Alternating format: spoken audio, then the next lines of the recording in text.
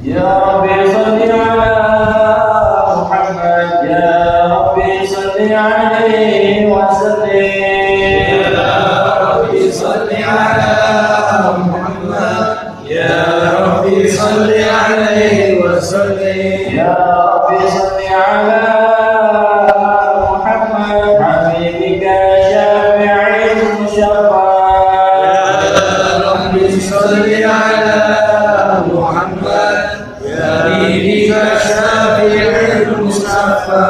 Ya Rabbi salli ala Muhammad, a'la rahmatan wa arfa'. Ya Rabbi salli ala Muhammad, ala al-wara rutbatan wa alfa. Ya Rabbi salli ala Muhammad, asmal baraya jahat wa awsa'. Ya Rabbi salli ala Muhammad, asma baraya jahan wa awsa. Ya Rabbi salli ala Muhammad, wasluq bina Rabbi khaira rahjah. Ya Rabbi salli ala Muhammad, wasluk bina Rabbi khayra mahya. Ya Rabbi salli ala Muhammad, wa'afina washfi kulla mawjah. Ya Rabbi salli ala Muhammad, wa afina wasfi kulla mujah. Ya Rabbi salli ala Muhammad, wa'aslih qalba wa asbab. Ya Rabbi salli ala Muhammad, wa aslihil qalba wa anta. Ya Rabbi salli ala Muhammad, waghfir mu'ali wasrif warda.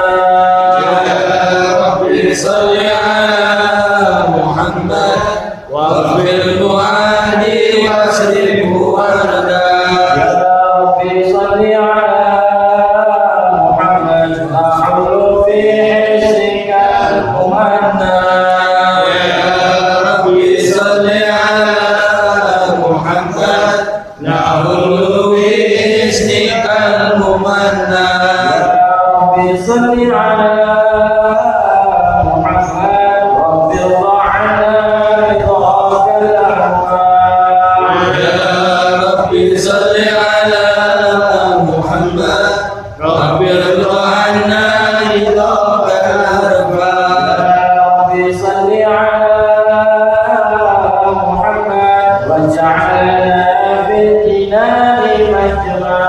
Ya Rabbi salli ala Muhammad, waj'alna fil jinani majma'.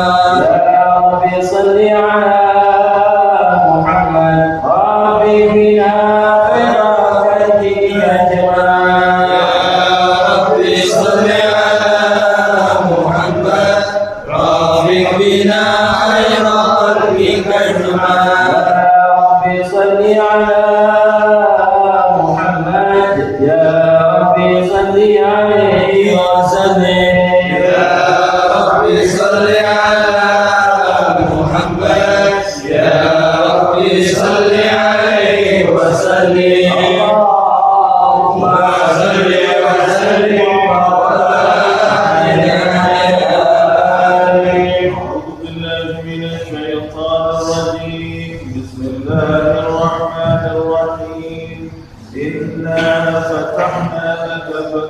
مبينا ليغفر لك الله ما تقدم من ذنبك وما تأخر ويتم نعمته عليك ويهديك صراطا مستقيما وينصرك الله نصرا عزيزا لقد جاءكم رسول من أنفسكم عزيز عليه ما عنتم حريص عليكم بالمؤمنين رؤوف رحيم فإن تولوا فقل حسبي الله لا إله إلا هو عليه توكلت وهو رب العرش العظيم إن الله وملائكته يصلون على النبي يا أيها الذين آمنوا صلوا عليه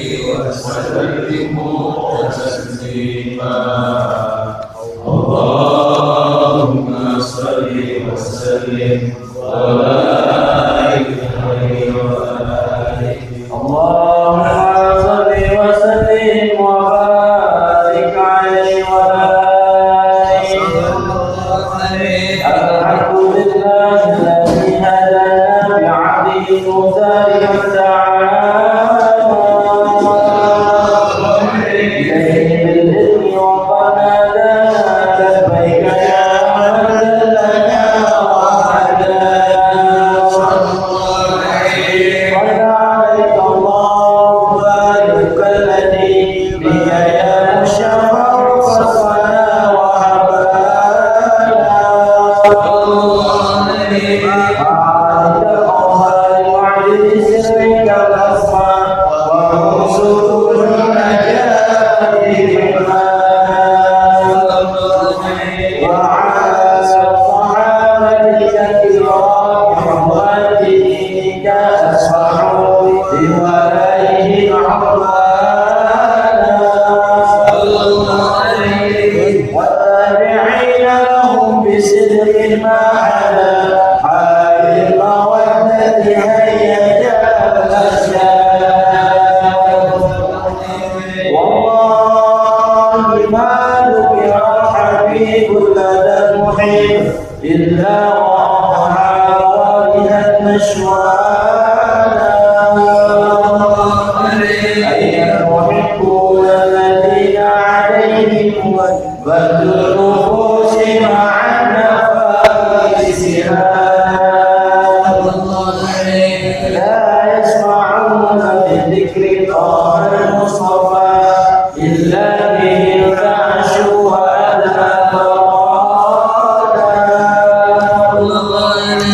فاهتدت الأرواح تشتاق الذكرى والعين تسأل ربها الرضوان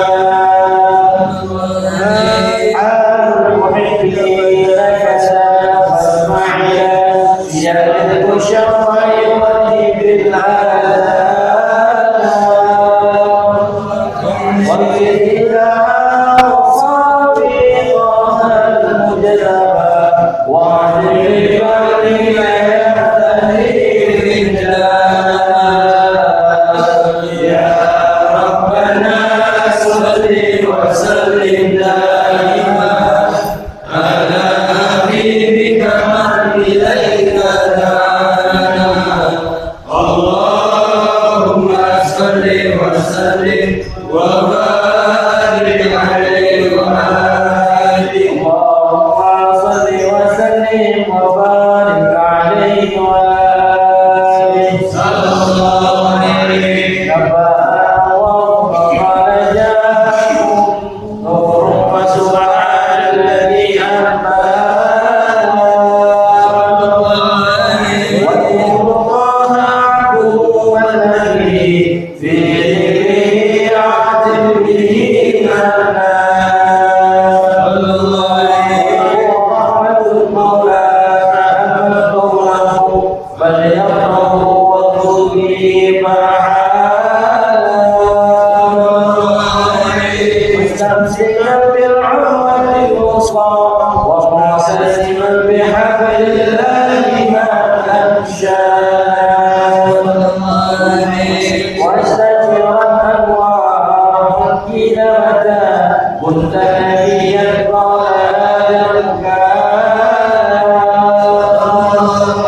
بين التراب وبين ماء وفسق من قبلة أدنى وكن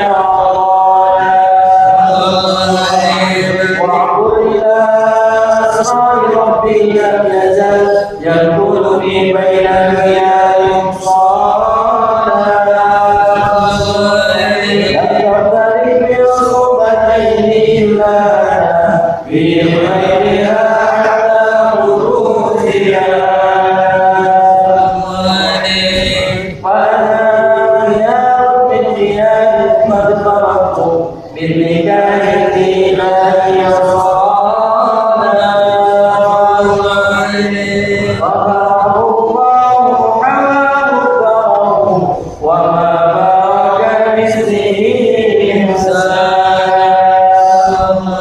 وبحبه وبذكره ونصره والتوفيق رب العرش قد أوصانا يا ربنا صل وسلم دائما على حبيبك من إليك دعانا اللهم صل وسلم وبارك عليه وعلى اللهم صل وسلم وبارك عليه وعلى هذا وقد نشر إله بعده بالقرب بين آلات البيان الذي سام النبي لنا آمينكم من حكمته السلام وجاءكم رسولنا لتؤمنن وتنصرون وتصبرون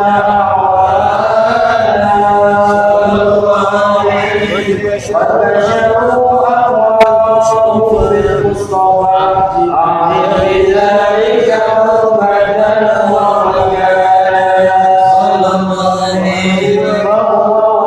والرجال مقدم يمشون تحت لواء يا أمة الإسلام أول شافع ومشفع لنا وقد لا دوانا حتى ترفع وتتقى قل اسمع لقولك يجمع فقرك والله حمد الله جل بيده ولا هادي وأمرك على الله أنا ولقد حبك الله منهما وسوف يعطيك فرضا جل به معطي تقاصر عن الله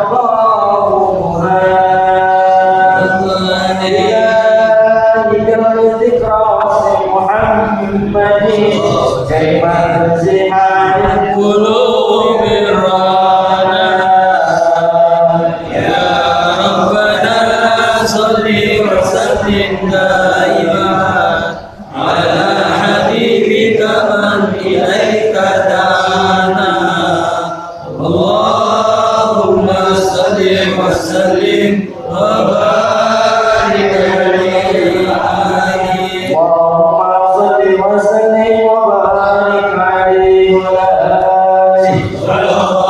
آله لما دنا وقت البروز لأحمد الابن من ما شاءه قد كان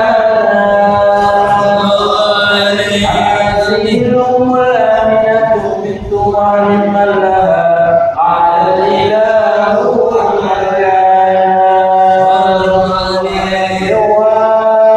والد المختار عبد السامي عبد لمطلب قد كان يذكر طه وجهه وصار إلى الابن المصروف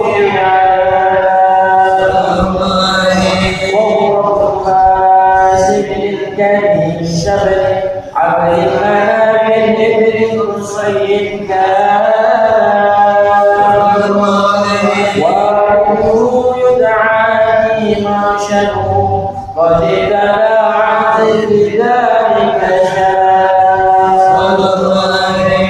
وفصول المصطفى حتى ترى في سلسلة أسره عدنان وهناك قطع بربه إسماعيل كان للآخر وحينما حملت فيه آمنة لم تشكو شيئا يأخذ النسوان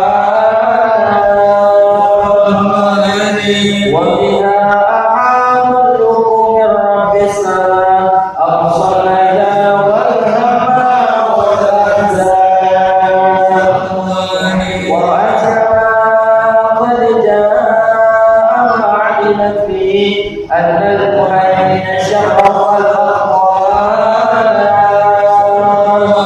بالإلقاء في بطنها فاستبشرت وجدت المخاض فأدرعت رضوانا سبحان الله الحمد لله ولا إله إلا الله والله سبحان الله الحمد لله ولا إله إلا الله والله سبحان الله الحمد لله ولا إله إلا الله والله سبحان الله الحمد لله ولا إله إلا الله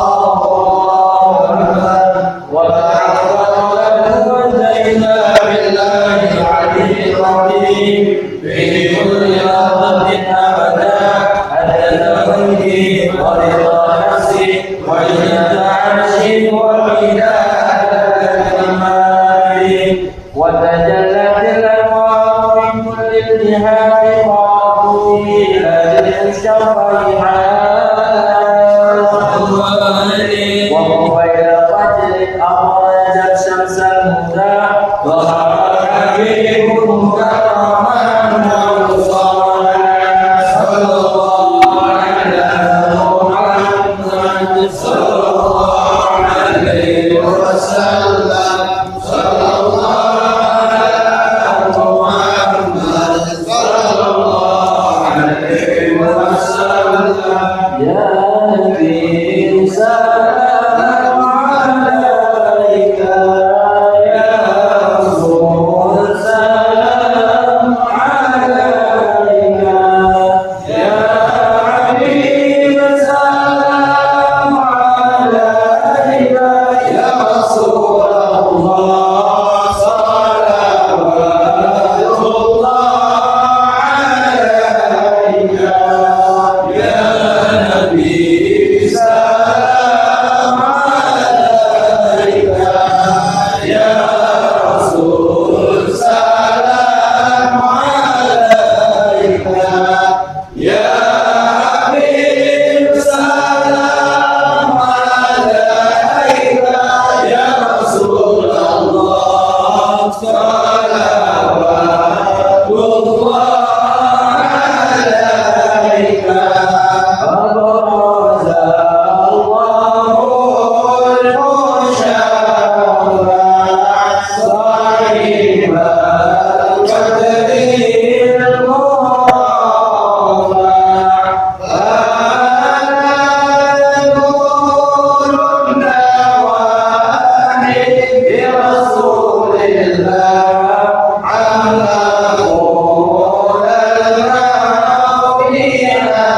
أدواء يا نبي سلام عليك يا رسول سلام عليك يا حبيب سلام عليك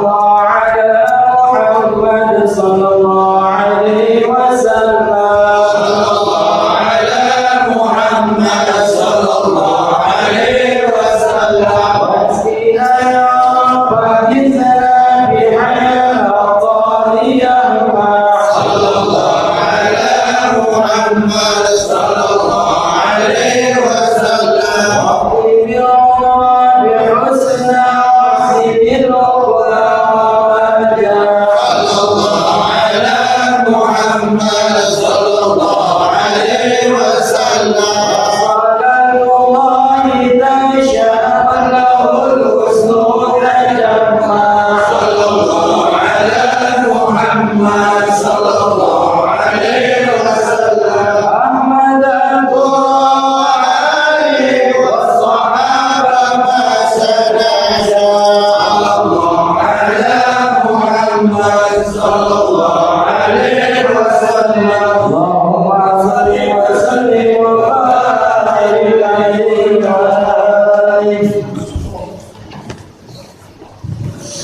اللهم صل وسلم وبارك عليه وآله صلى الله عليه.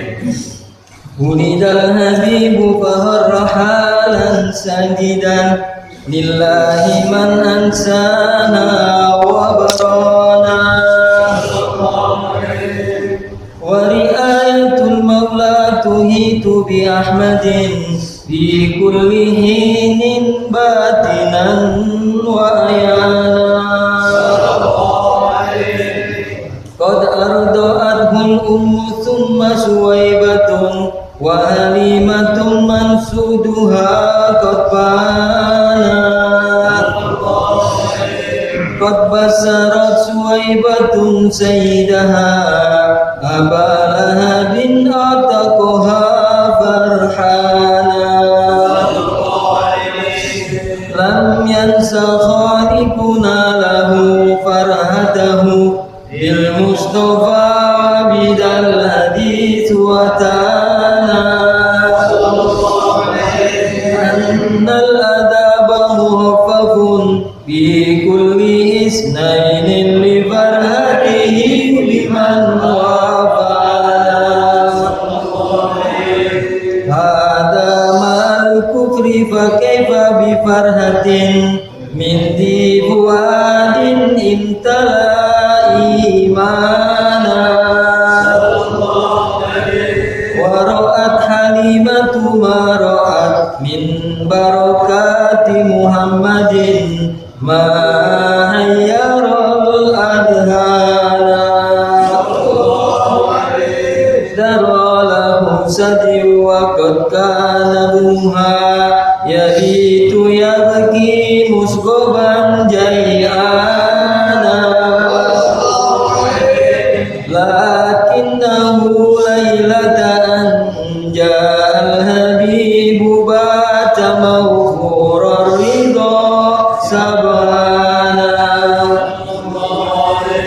ودرت الناقة ألبانا وقد سمنت دويبتها فكان سانا. أنكره رفقتها وسلمت أشجار أحجار على مولانا. سبحان من أنطق أشجارا وأحجارا تهيي المصطفى سبحانا. يا ربنا صل وسلم دائما على حبيبك من إليك دعانا. اللهم صل وسلم وبارك عليه. اللهم صل وسلم وبارك عليه وعلى آله. هذا وقد نسى الحبيب بسيرة مردية ومات إسيانا. تراه عين الله من ندبه أحسن تأديب النبي إحسانا. فنسى صدوقا محسنا دائفة وفتوة وأمانة معوانا. ذا همة وسجاءة وتوكل ومكارم لا تهتسي حسبانا. دعي الأمين وهو في أهل السماء نعم الأمين له المهيمن صانا. ذهبت به الأم تزور أباه في طيبة طيبة إذ فيها الهمام كان والمصطفى في بطنها وقد أتى عليه ست من سنيه الآن وقد أتاها الموت حين رجوعها فهباه عبد المطلب حنانا سنتين وافاه الهمام فضمه أم ملأته عليه جنانا خطبته بنت هويلد في الخمس والعشرين هازت بالمسبح شانا قد حقق المولى لها آمالها نالت سلاما عاليا ومكانا وهل مشكلة لوضع الهجر الأسود بالكعبة حيث أبانا هزئت الأكل ووقاد الحجاب سبحان من علمه وأعانا يا ربنا صل وسلم دائما على حبيبك من إليك دعانا اللهم صل وسلم وبارك عليه وعلى آله اللهم صل وسلم وبارك عليه وعلى آله وأتاه جبريل بوحي الله في غار حراء يعبد الرحمن وضمه ثلاثة ثم أرسله اقرأ وربك علم الإنسان فدعا ثلاثا في خفا فأتاه أن إصدع بما تؤمر به إعلانا كفر الأذى وهو صبور لربه وهو شكور وكان لا يتوانى ماتت خديجة وأبو طالب في الخمسين فاشتد الأذى فنونا وأتى زكيفا دائيا فرموه بالأحجار بل أغروا به سبيانا ملك الجبال أتى فقال أدبكها فقال لا بل أرتجي الأفانا أسرى به المولى وصلى خلفه الرسل وشاهد برزخا وجنانا أرجى الحبيب إلى السماوات الأولى والأرش والكرسي رأى مولانا والإذن بالهجرة جاء ليثرب فبه ازدهى البلد الكريم وزاد فأقام أسرا دائيا ومجاهدا وسهابه كانوا له أعوانا لا يرفعون إذا أتى أصواتهم بل لا يهدون البصر إمعانا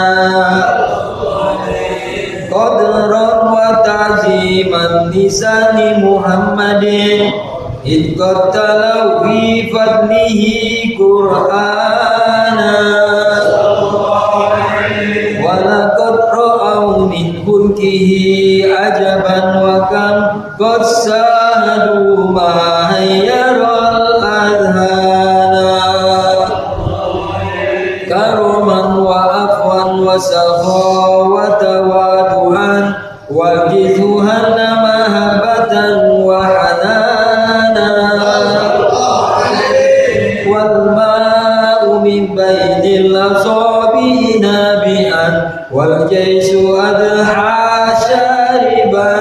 ريانا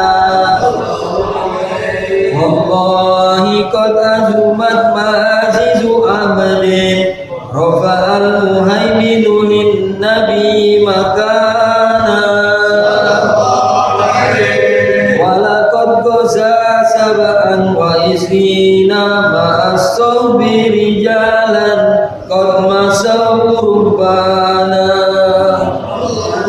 أكرم به وبصحبه وبتابعين يا ربي أدركنا بهم إحسانا يا ربنا صل وسلم دائما على حبيبك من إليك دعانا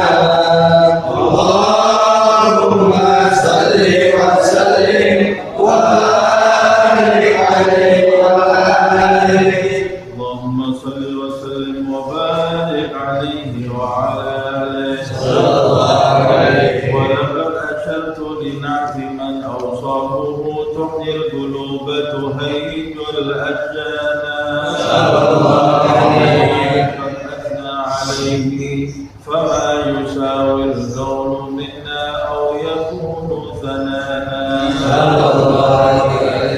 حبا في السرائر قد دعا لمديح صفوة ربنا وحدانا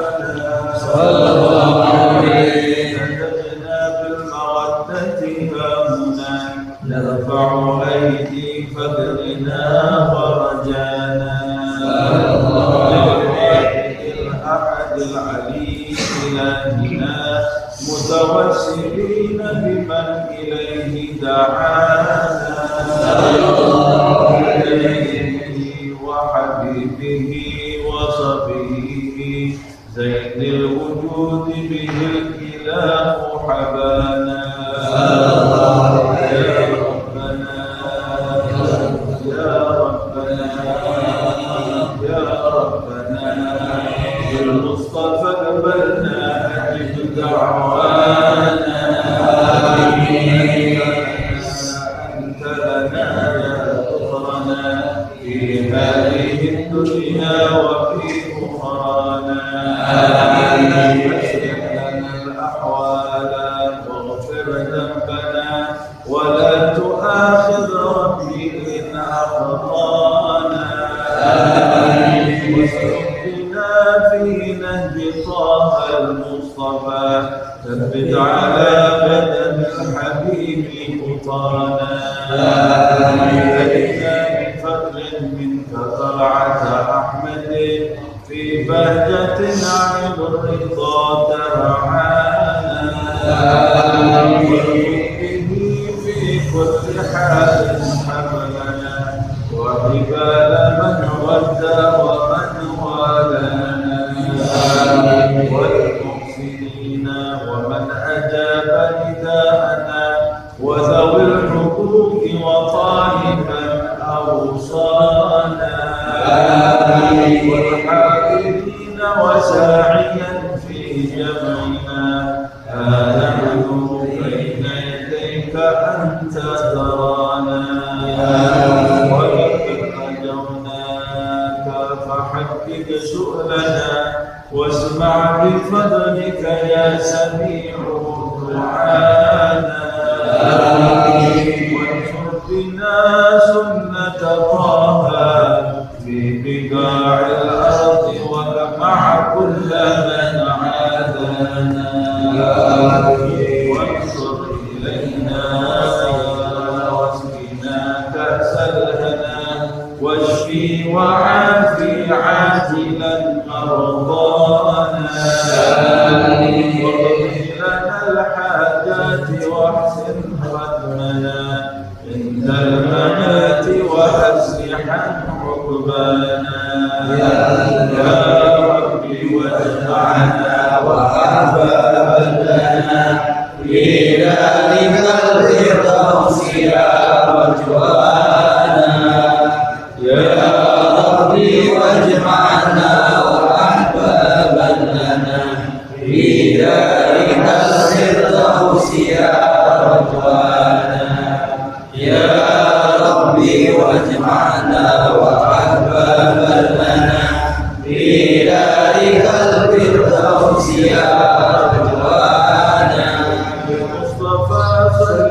وهذه ما حركت به الصبا أبصارنا سبحان رب العزة عما يصفون وسلام على المرسلين والحمد لله رب العالمين.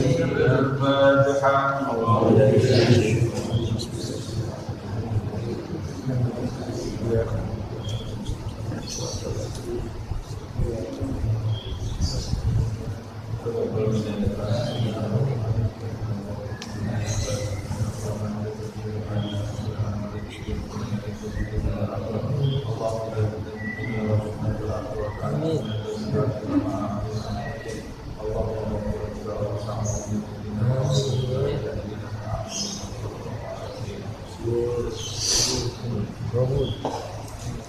Bismillahirrahmanirrahim. Alhamdulillahirrahmanirrahim. Allahumma salli wa sallim ala Sayyidina Muhammad wa ala ali Sayyidina Muhammad wa ta'ala wa ta'alif wa naf'a wa al-intifaq wa tadakkur wa tadhkir wa ibadah wa istifadah wal haq ala tanassuk fi kitabillah wa sunnati Rasulillah sallallahu alaihi wasallam wa qira'an maradatihi wa tawabihi wa qurbihi.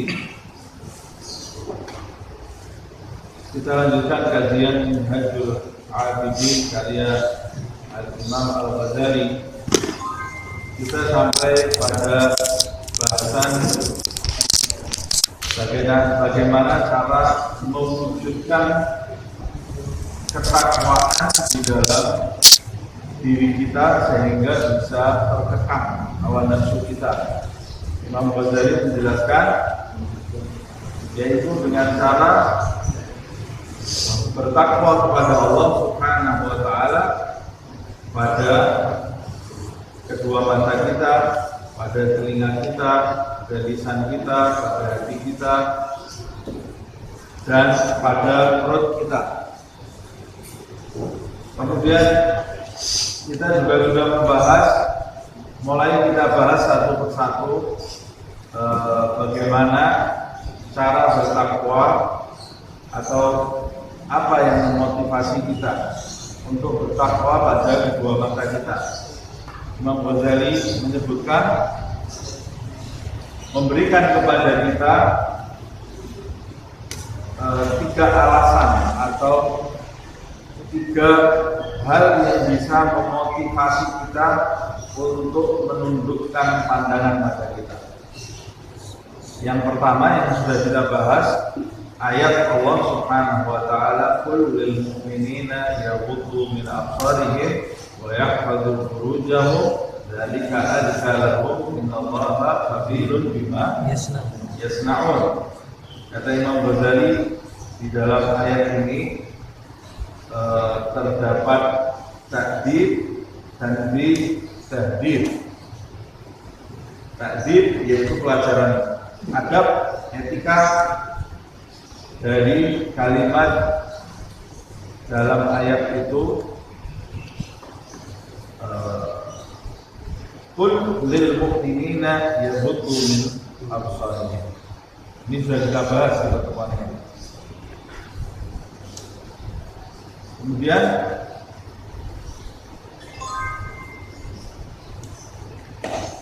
yang kedua, tanbih, peringatan pada kalimat dzalika azka lahum. Dzalika azka lahum, menundukkan pandangan itu lebih suci bagi kalian. Fala yakhru min an taj'aluka ala, ya, karena setiap orang yang memandang dengan kedua matanya, memandang sesuatu yang diharamkan oleh Allah Subhanahu, sesuatu yang haram, jika pandangan matanya itu memandang sesuatu yang haram, tidak sengaja, orang yang mengubah pandangan matanya, tidak menundukkan pandangan matanya, minimal dia pasti akan memandang sesuatu yang diharamkan oleh Allah Subhanahu wa ta'ala karena tidak sengaja. orang memandang sesuatu yang haram tidak sengaja itu tidak berdosa, asal jangan diulangi. Tapi walaupun dia tidak berdosa, itu ada efeknya. Pandangan mata itu tetap ada efeknya di dalam hati seseorang, walaupun itu tidak berdosa. Makanya jangan kita bebaskan pandangan mata kita. Kemudian Imam Ghazali mengatakan, fa'itam ada. Kalau dia melihat sesuatu yang haram itu sengaja, ada dua penyakit. Yang pertama itu berdosa, yang kedua fadzambun kabirah, yang kedua warubama ta'allaq qalbuhu bidzalik, qalbuka bidzalik. Boleh jadi karena pandangan mata itu menjadikan hati kamu terikat dengan apa yang kau pandang, padahal in lam yarhamillahu ta'ala, maka engkau akan binasa kalau engkau tidak dirahmati oleh Allah Subhanahu wa ta'ala. Kemudian ini sudah kita bahas semuanya. Paragraf barunya wa in kana mubahan. Ini belum ya, belum. Wa in kana mubahan. Nah, itu tadi yang dipandang, kalau yang dipandang itu haram. Nah sekarang kalau yang dipandang itu sesuatu yang mubah, karena kau ubah pandangan matamu melihat sesuatu yang mubah, bukan sesuatu yang haram.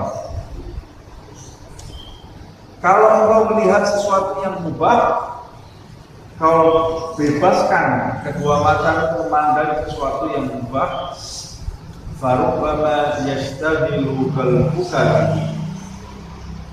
Boleh jadi karena engkau memandang sesuatu yang mubah, umpamanya engkau mau tahu urusan yang tidak ada manfaatnya buat dirimu, tapi itu sesuatu yang mubah, bukan sesuatu yang haram.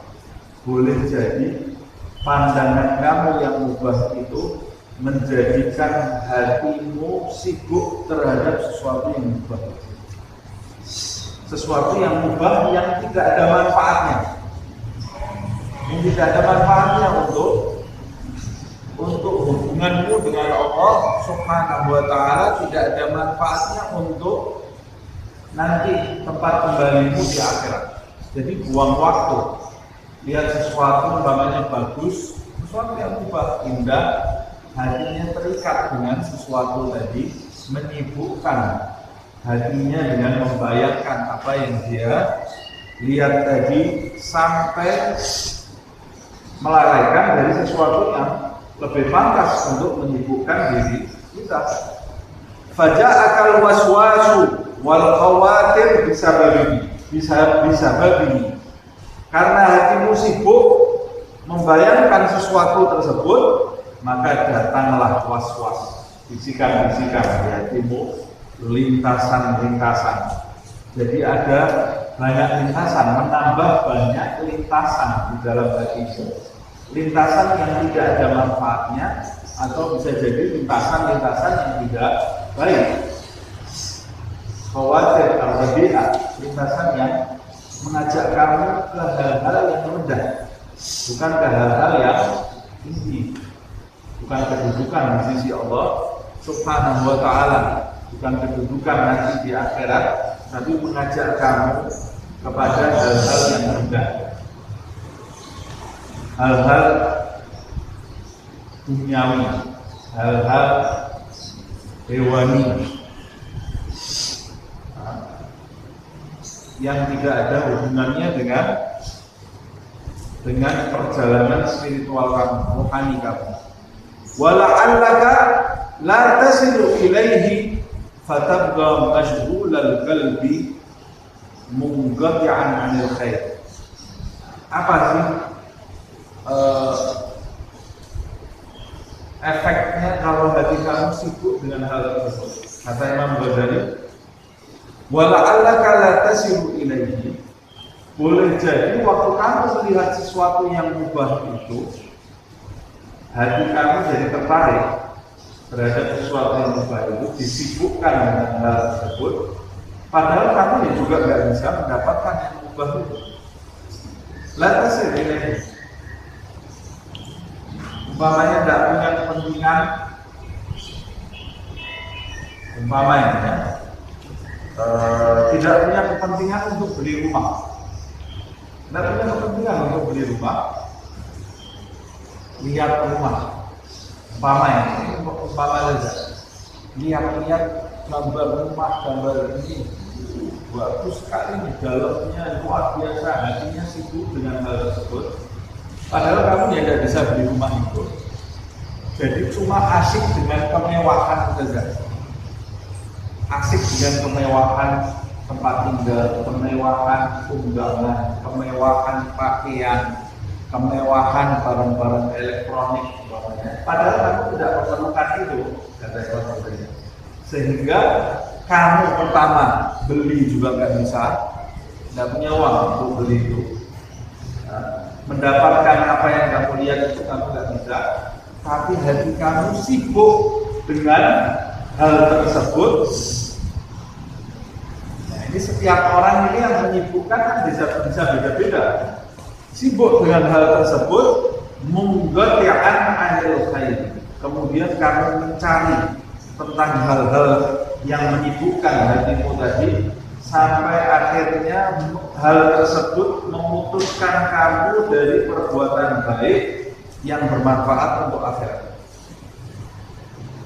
Saya kasih contoh yang sederhana saja, yang mungkin banyak di antara kita sering mengalami hal ini. Mau baca zikir pagi, mau baca zikir pagi-pagi ini, atau membaca Al-Quran, ada notifikasi HP. Kemudian kita buka HP kita buka Instagram atau buka media sosial lainnya. Lalu kita lihat sesuatu yang ubah, kita lihat. Akhirnya hati kita jadi penasaran. Akhirnya kita lihat terus dari satu tempat ke tempat yang lain, satu tempat ke tempat yang lain, nggak jadi dikit.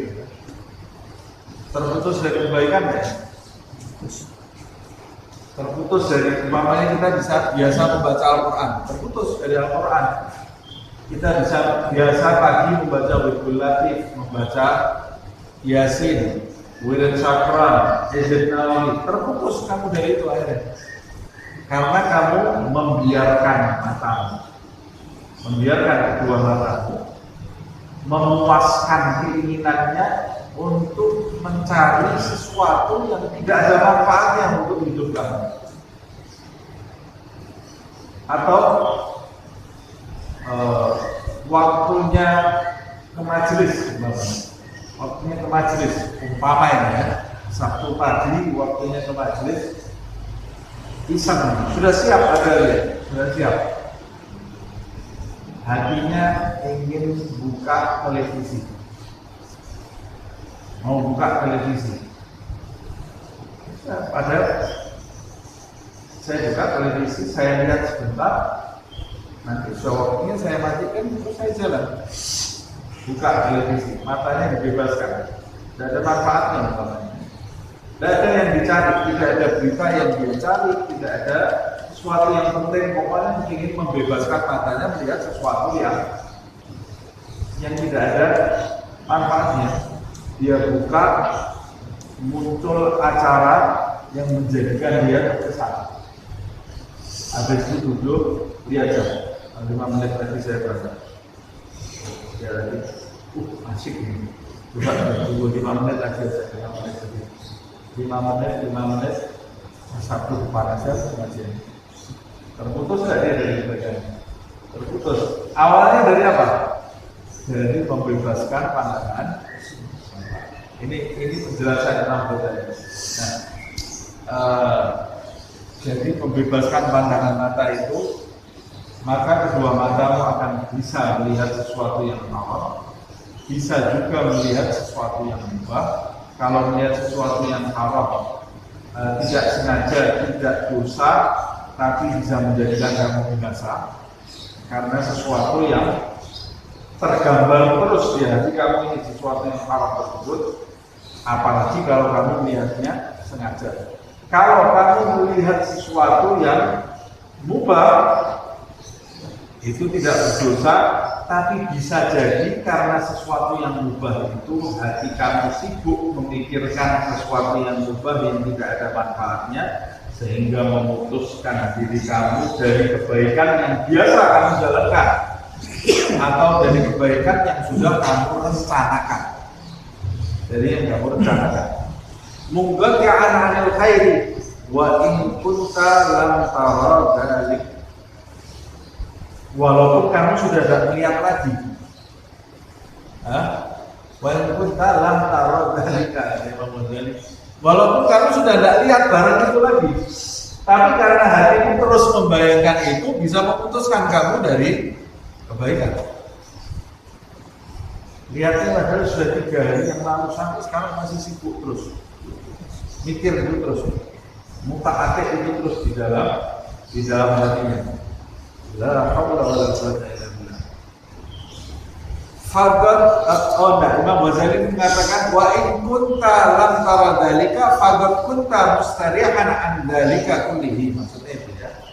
Jadi karena kamu melihatnya, datanglah was-was, datanglah lintasan, kamu tidak bisa mencapai apa yang kamu lihat, tapi menjadikan hatimu sibuk dan terputus dari kebaikan. Wa in kunta lam tara dzalika, ini ada titik 2-nya saya kira putus di sini. Padahal lanjut. Wa in kunta lam tara dzalika faqad kunta mustarihan an dzalika kulli. Kalau kamu tidak lihat barang mubah itu, kan hati kamu tenang. Hati kamu tidak tenang. Pasti akan sibuk dengan pikir. Tapi gara-gara kamu lihat bentuk model HP yang baru, lihat model mobil yang baru, lihat model motor yang baru. Ini siapa orang di sini kan yang di sini beda-beda. Ada yang lihat model makanan yang baru, yang di sini beda-beda. Gara-gara kamu lihat model sesuatu mubah yang kamu sukai itu, hati kamu jadi tidak tenang. Caranya saya mendapatkan itu bagaimana? Padahal kamu tidak perlu, tapi kamu tergiur mau mendapatkan itu, yang tadinya hati kamu tenang-tenang saja, gara-gara sesuatu yang kamu lihat itu, jadi orang Jawa bilang kemerungsung. Jadi apa? Gundah. Gimana? Dapatnya gimana? Terus mulai ngutang-ngatik, mulai ini kredit atau wah, pokoknya sudah bingung. Akhirnya karena bingung memikirkan hal itu, tidur tidak enak, makan tidak enak, diajak ngomong tidak fokus, apalagi mikir, hilang sudah mikirnya. Sholat bayangkan itu, membayangkan sesuatu tadi, padahal itu sesuatu yang mubah, bukan yang diharamkan. Maka Rasulullah kalau lihat gemerlap dunia, kalau melihat gemerlap dunia, Nabi langsung mengatakan la aish illa aishul akhirah. Tidak ada kehidupan yang sebenarnya kecuali kehidupan akhir. Jadi untuk mematahkan keterikatannya kepada selain Allah SWT.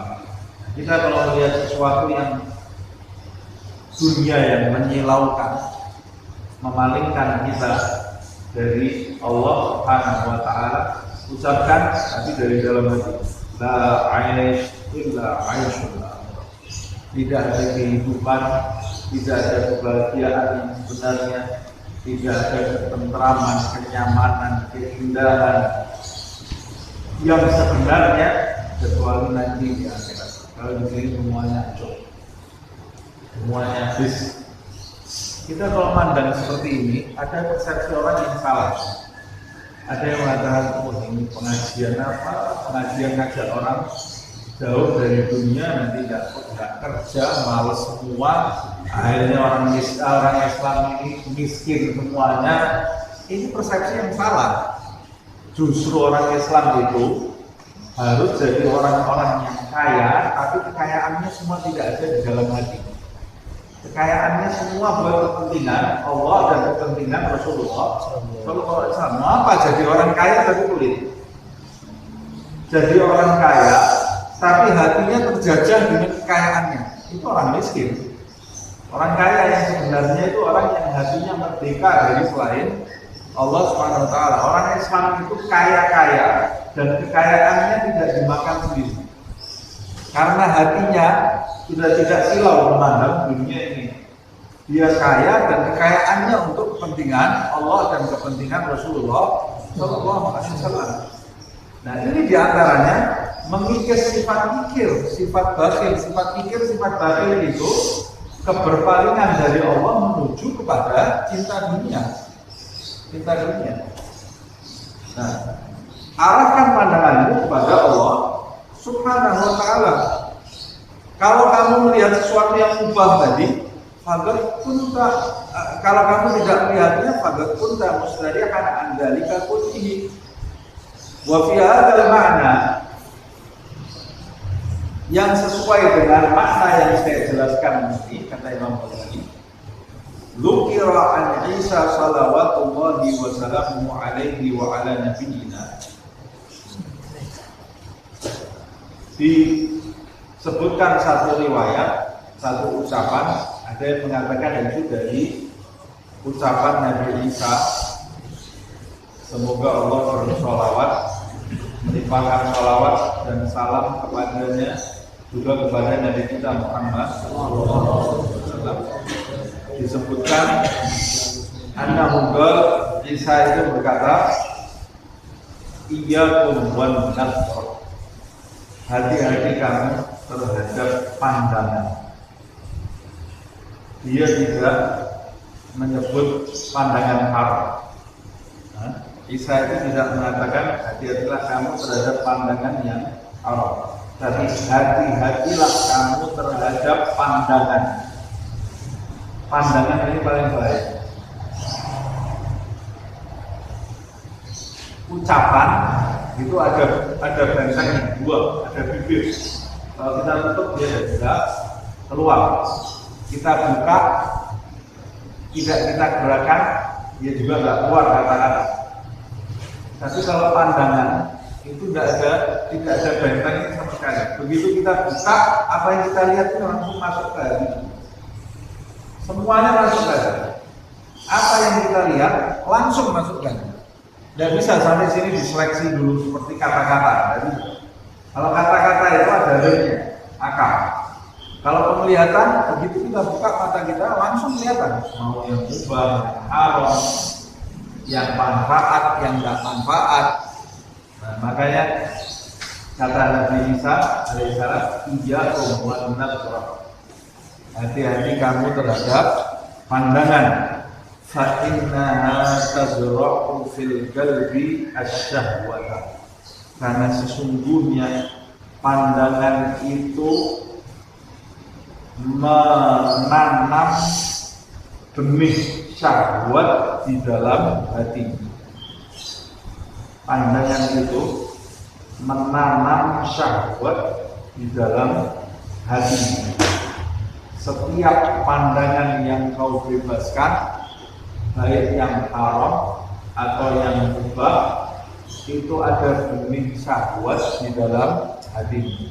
Syahwat dunia, syahwat dunia itu bisa yang haram, bisa yang halal. Keinginan dunia. Jadi hati-hati kalau kau membebaskan pandangan. Ini Imam Ghazali kan mau menjelaskan kalimat di dalam ayat tadi, zalika azka. Orang yang menundukkan pandangan itu, kalau dia menundukkan pandangan itu lebih suci bagi mereka. Maksudnya lebih suci dari hatinya, ini akan suci dari hal-hal yang menjadikan dia sibuk kepada selain Allah Subhanahu wa ta'ala. Wa kafa biha li sahibiha fitnatan, kata Nabi Isa, cukuplah dengan pandangan tadi menjadikan pemandangnya itu terkena fitnah. Fitnah yaitu penyakit hati, godaan yang bisa memalingkan dia dari Allah Subhanahu wa ta'ala, seperti yang saya sampaikan di pertemuan yang lalu. Ada orang gara-gara lihat sesuatu yang mubah, lihat sesuatu yang mewah. Orang membebaskan pandangannya melihat sesuatu yang tidak ada manfaat bagi dirinya. Umpamanya penasaran mau tahu kekayaannya orang lain, lihat mobil tetangganya atau orang kampung depannya keluar dengan mobilnya indah, umpamanya ya. Keluar terus rumahnya juga indah. Yang tadinya dia biasa-biasa saja, terus ada sesuatu, kemungkinan ya, tidak semua orang, kemungkinan waktu dia lihat ada sesuatu, akhirnya dia timbul rasa iri, nyakit ya, timbul rasa iri. Dari rasa iri, kalau dibiarkan terus bisa jadi marah. Orang itu tidak salah apa-apa padahal. Orang itu kaya sendiri, nggak ngerebut uangnya dia, ya dari Allah. Allah memberikan rezeki, jadi marah dia. Kaya saya kok tidak seperti itu kekayaan, jadi marah. Dari iri jadi marah, kemudian jadi niat merampok.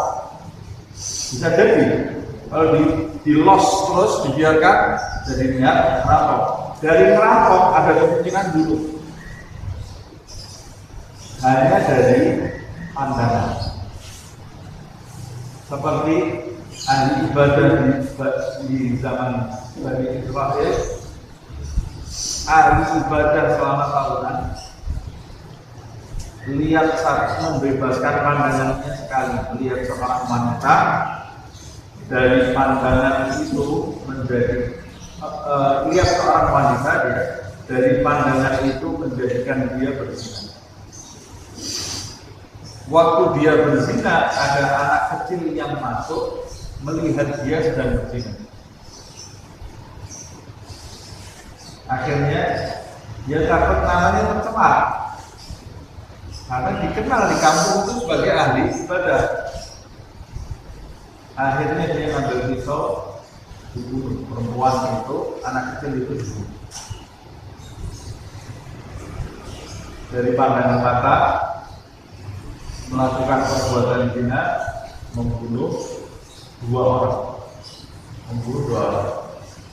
Nah, pandangan mata sebelum dia berzina, karena dia malu, takut, sebelum dia berzina dia ambil arak, dia minum arak dulu. Jadi ada beberapa kejahatan.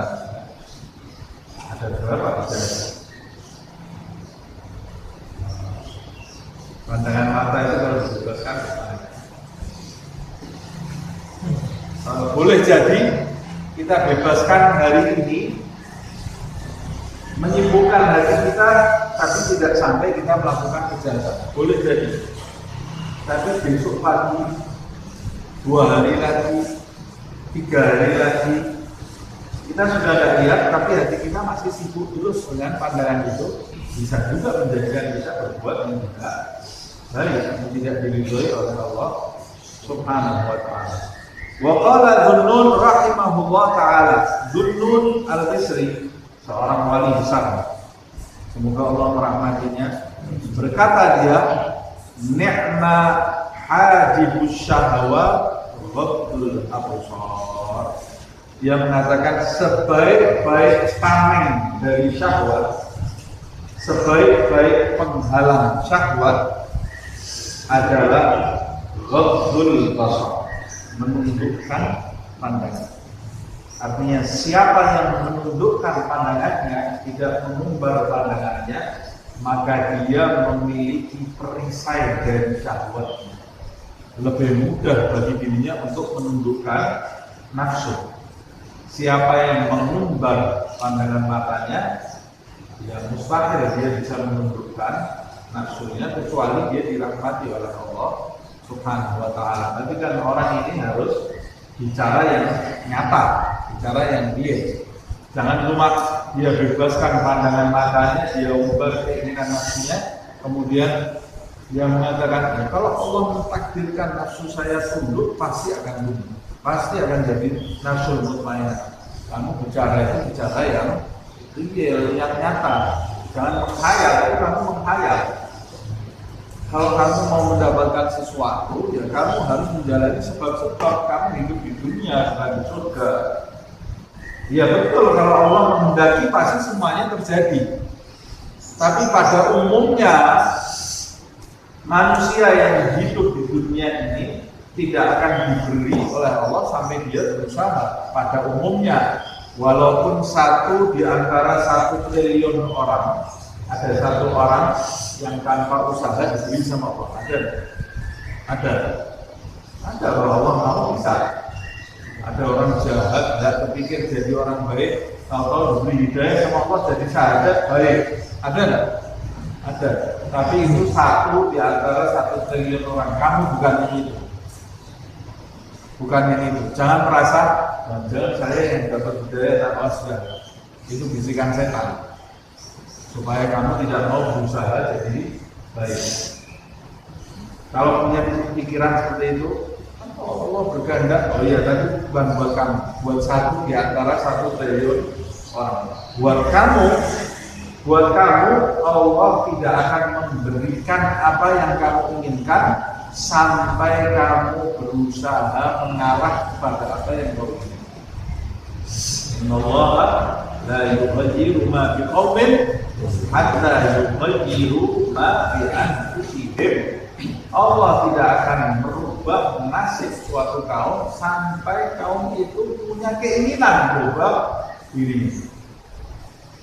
Jadi kalau kita menginginkan nafsul mutmainnah yang bisa menjadi tunggangan bagi kita mendekat kepada cinta Allah Subhanahu wa taala, langkah pertama Rabbul Basar. Ustaz susah, memang susah. Memang menundukkan nafsu itu tidak gampang. Menundukkan nafsu itu kata Habib Ali bin Abu Bakar As-Sakran. Habib Ali bin Abu Bakar As-Sakran mengatakan yang dimaksud di dalam ayat walladzina jahadu fina lanahdiyannahum subulana, orang-orang yang berusaha bersungguh-sungguh di jalan kami, maka kami Allah pastilah akan memberi petunjuk bagi dia kepada jalan-jalan menuju kami. Apa yang dimaksud mujahadah di situ? Kata Habib Ali bin Abu Bakar As-Sakran, menundukkan nafsu. Itu mujahadah terbesar sampai Rasulullah mengatakan kharajna min jihadil asghar ila jihadil akbar. Kata Rasulullah, kita baru saja keluar dari jihad kecil, sekarang kita menuju jihad besar. Padahal jihadnya itu banyak, ada sahabat yang mati, sahabat yang cacat, sahabat yang luka, baru datang perang ini. Nabi mengatakan kita baru saja keluar dari medan perang kecil, kita sekarang akan menuju medan perang yang besar. Sahabat kecil, Rasulullah, apa ada pertarungan yang lebih besar dari tadi? Ada yang mati, ada yang cacat, ada yang matanya lepas satu, ada yang cacat permanen, tangannya putus. Apa ada yang lebih besar dari tadi ya Rasulullah? Pertarungan ini. Kata Nabi, iya. Wa madzaka ya Rasulullah? Jihadun nafs, perang melawan nafsu sendiri, menundukkan nafsu sendiri. Kata Rasulullah SAW, menundukkan nafsu itu perang. Kalau kita kalah terus sama nafsu kita, itu sudah kirim salam. Ya, seperti ini terus kita jangan harap kita dapat kedudukan di sisi Allah SWT. Kadang-kadang sebagian dari kita belum perang sudah mengibarkan bendera putih ke nafsunya.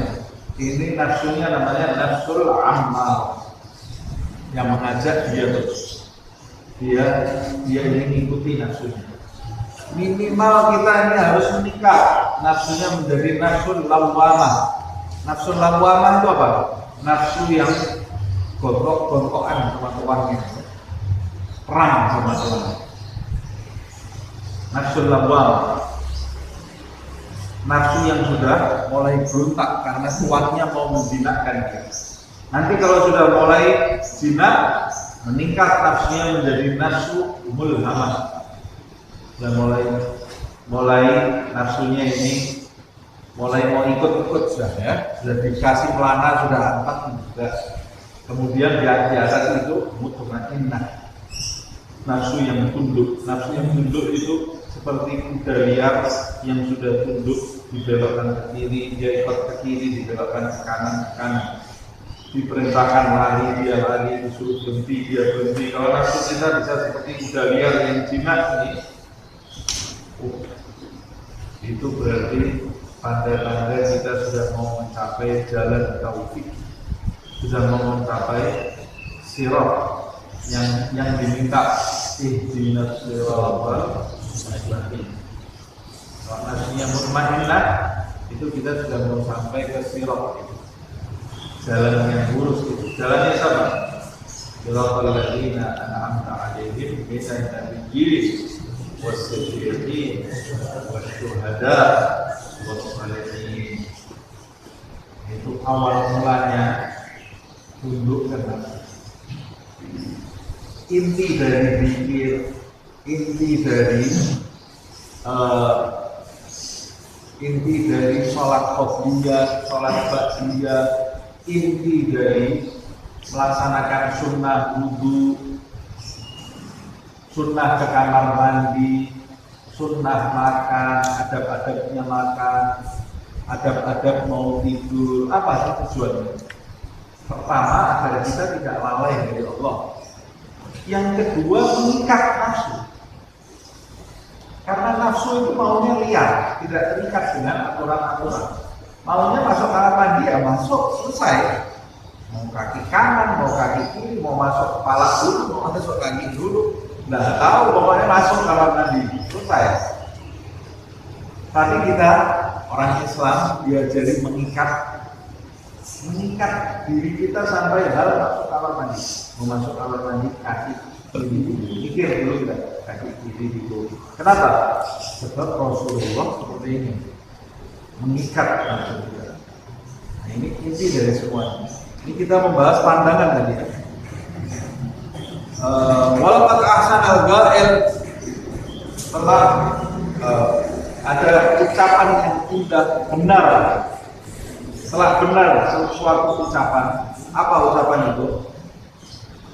Wa anta idza arsalta tarfaka raqidan li qalbika yawman at'abat kal manadiru ra'aita alladhi la kulluhu anta ghadirun alaihi wala an ba'dihi anta sabiru.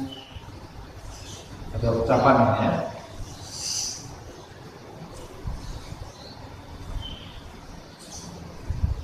Nah, disebutkan di dalam ucapan ini, engkau idza arsalta tarfaka raqidan, kalau kau bebaskan pandangan matamu berkelana, kau bebaskan begitu saja, ligal bika yauman at'abat kalmanadir, maka pandanganmu itu akan melelahkan suatu hari. Pandangan mata yang kau bebaskan itu akan melelahkan hatimu.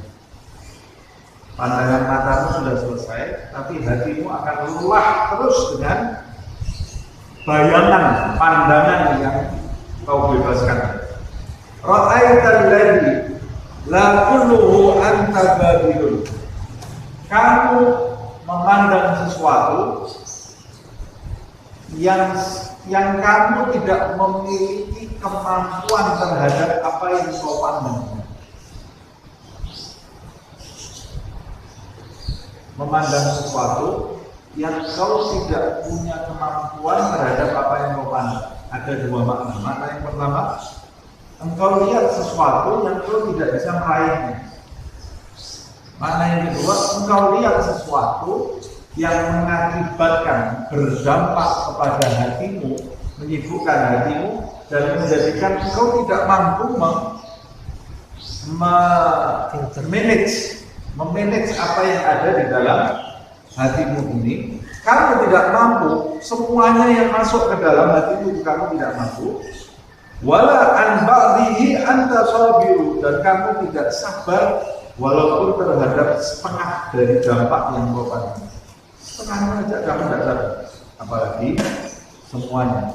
Faidan lamma kunta rabban lil basar hafizan lil ain. Jadi kesimpulannya, kalau kau menundukkan pandangan dan menjaga kedua mata, la tandur ila ma la yahnika wa la yahmuka, kamu tidak melihat kecuali sesuatu yang berfaedah, penting buat dirimu. Yang tidak penting, tidak ada manfaatnya, kamu tundukkan pandangannya. Kalau kamu lakukan ini, kata beliau, kunta nabiyas sadri, maka dadamu, maksudnya hatimu akan bersih. Nabiyas sadri, farihul qalbi, dadamu akan lapang, hatimu akan lapang.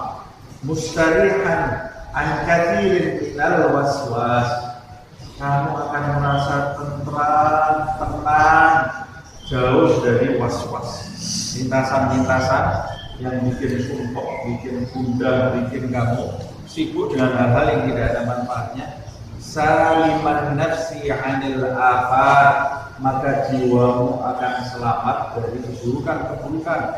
Mutazahidan fil khairat, akan bertambah melimpah kebaikan-kebaikanmu, karena kamu tidak sibuk dengan hal-hal selain Allah Subhanahu wa taala. Kebaikan kamu akan lebih melimpah, kamu fokus terhadap negeri akhirat. Fatanabbah bi hadhihi nuqtatil jami'ah, maka perhatikan, bangun, perhatikan, kata Imam Ghazali, perhatikan penjelasan yang sempurna, yang mencakup. Wallahu azza wa jalla al-muwaffiq. Tapi ujung-ujungnya Allah lah yang memberikan taufik bimannihi wa fadlihi, melalui karunia dan keutamaan dari Allah Subhanahu wa taala. Wa amma tahdid, sedangkan ancaman di dalam ayat ini, hukuman di dalam ayat ini atau ancaman di dalam ayat ini, kita lanjutkan di pertemuan yang akan datang. Semoga Allah Subhanahu wa taala memberikan taufik dan petunjuknya kepada kita, agar kita agar nafsu kita termasuk nafsu yang mutmainnah, pandangan mata kita pandangan mata yang dirahmati oleh Allah Subhanahu wa taala, dijauhkan dari pandangan mata yang bisa merusak hati kita, mengganggu hubungan kita dengan Allah, dengan Rasulnya Muhammad sallallahu alaihi wasallam. Wa ila hadratin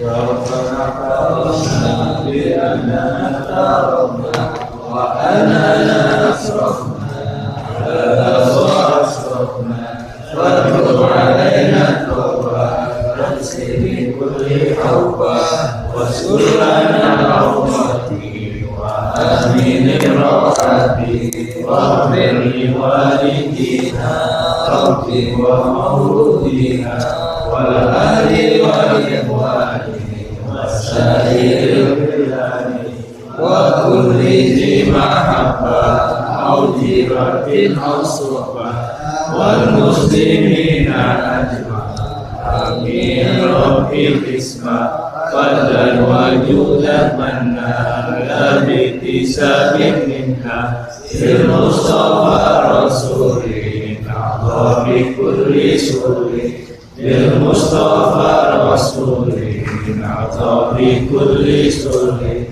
bil mustafa rasulin a'dhabi kulli suri sallallahu wa sallam rabbi alaihi abdal habib wa alihi wa sahbihi ila tasi suhbi walhamdulillahi fil barri wa bahri.